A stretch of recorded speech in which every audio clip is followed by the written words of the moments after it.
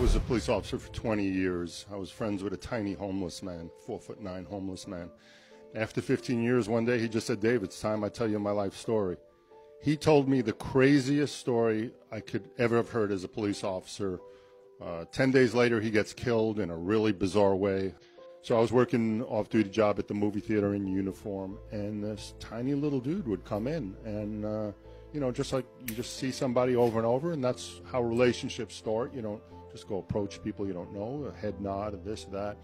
There was something different about this guy besides the fact that he was tiny. He was 4'9". He also was athletic built. So you have in real life you have dwarfism, you have proportionate dwarfism, and you have non-proportionate. You think of like a Peter Dinklage.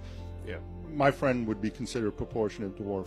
All his limbs are the exact size of ours. So see him every day, started the nods, and I started asking because he was always in the movies. So I'd ask him about the movie he just saw, and that's kind of how a relationship started. And then I would see him out on the streets, and we would talk more and more. And this guy, this little guy had such knowledge about the world.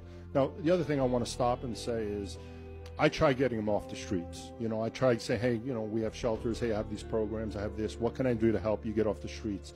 But as you mentioned, you said the word Baker, and cops know what that means in Florida. For the rest of us, it's a mental illness where a Baker Act means that the person is a danger to themselves or to others, and if we left them alone, untreated, it would cause harm to themselves.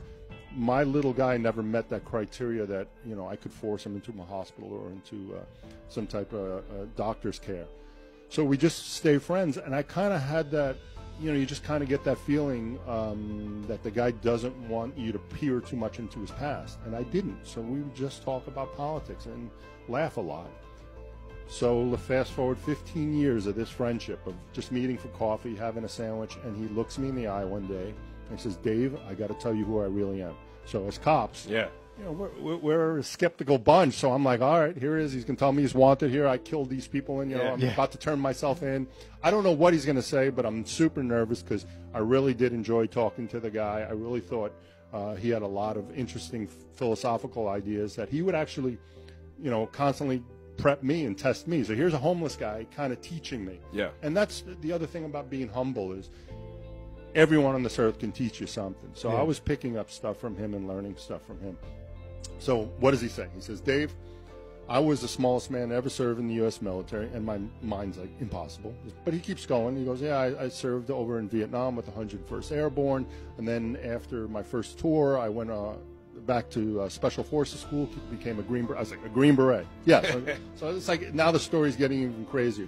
And then after, I started working undercover operations with the ATF, and I don't want you to look into those things because, some of those things are so classified. And then I did some private military contract work.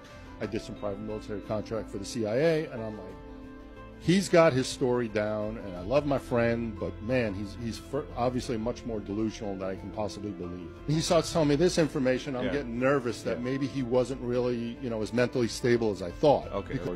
Basically, he's telling me he's Captain America. So, I mean, I just left that, with a real shaken feeling, of feeling bad because, it's like from now on, I kind of look at him as somebody really much more damaged than I initially thought. Yeah. So I go home that night, and I'm taking off my uniform, and I'm not even going to think, well, whatever, let me check on the, Google, who is the smallest guy, and all of a sudden, these old newspaper articles, smallest man wants to join the military, smallest man wants to become a Green Beret, and it's him. Oh, my God. So I'm like, holy shit, the most interesting human being on the face of the earth, the most remarkable, the most incredible, has been living here in Aventura on the streets, and he slept under a tree, and 1 million people every day would pass him by and not even give him a look. And this is the most interesting man in the entire earth. Yeah.